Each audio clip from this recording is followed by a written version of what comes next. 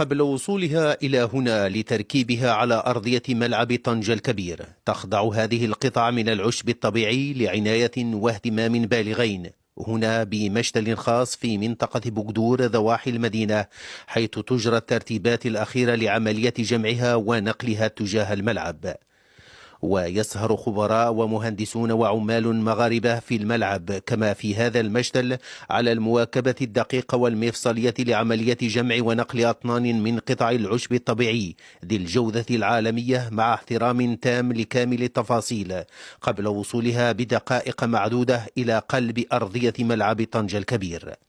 عشب طبيعي زرع كبثور في مرحلته الأولى، وبعد أقل من 6 أشهر خضع خلالها لاهتمام بالغ اعتمادا على تقنيات متطورة في الري والأسمدة والأدوية، لينال بعدها العلامة الكاملة من مسؤولي الاتحاد الدولي لكرة القدم الفيفا، الذي منحوا الموافقة لتركيبه على أرضية ملاعب المونديال بالمغرب، خصوصا بملعبي طنجة والرباط.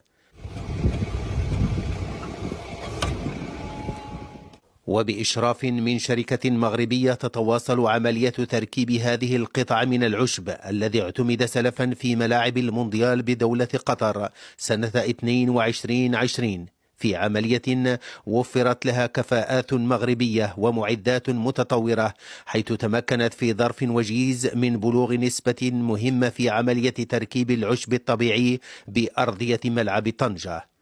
ويعد عشب أرضية ملعب طنجة القابل للتكييف مع جميع الظروف المناخية كما عشب بقية ملاعب المونديال الأخرى بالمغرب من الصنف الممتاز، حيث يمتاز بتحمله العالي للملوحة وكثافته في النمو وقدرته الممتازة على التجدد. ويتم إنتاجه في مشتل بوغدور بطنجة، حيث السهر على تتبع مراحل نموه قبل وصوله للمرحلة النهائية وتحويله تجاه الأرضية، وهنا سيتم استكمال بقية المراحل التقنية قبل فسح المجال للعب فيه بعد أقل من شهرين.